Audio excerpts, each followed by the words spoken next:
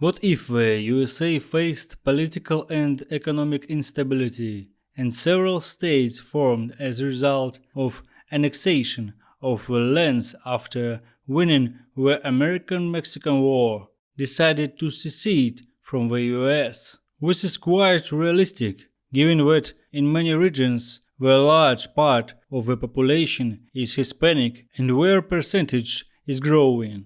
For example, Texas has a Hispanic population of 39%, California 38%, New Mexico 56%, Arizona 30%, and Nevada 28%. We could use the slogan, "Stop feeding the USA," which is also possible since Texas and California are the richest states in the USA. The media would have trumpeted, "Down with the occupier," or "The US is an evil empire." The breakaway lands would form a new state that will choose the name Outskirt States and proclaim the path to the freest democracy.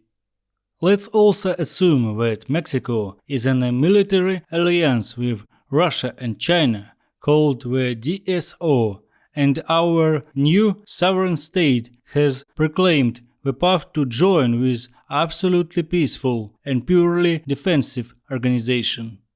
The USA would have protested that this allegedly infringes of their interests, but the outskirts states are a free country and have a right to decide how to ensure their security.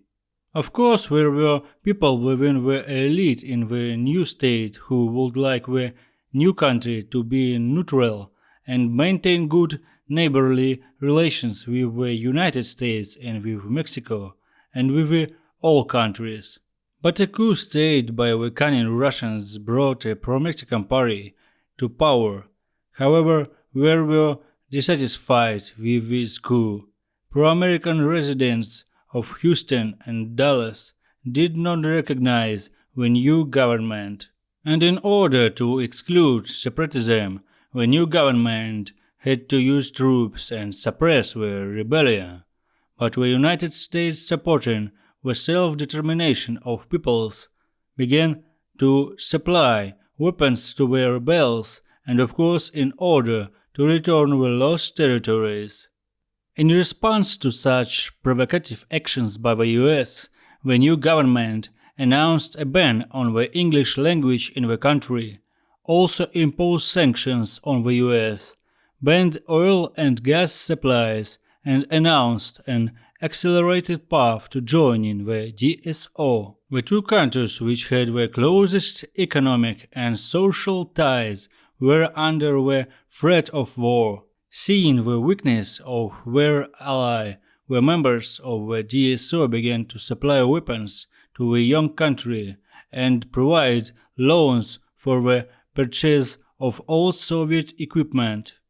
Seeing the threat of a full-scale conflict and attempts to suppress the recalcitrant regions by force, the United States proposed to the DSO a draft treaty under which the OS would not join a military bloc, and Russia's nuclear weapons will be removed from Mexico. In response to this proposal, the members of DSO replied that the OS is a free country and itself can decide where to join it, and no one will remove weapons from Mexico.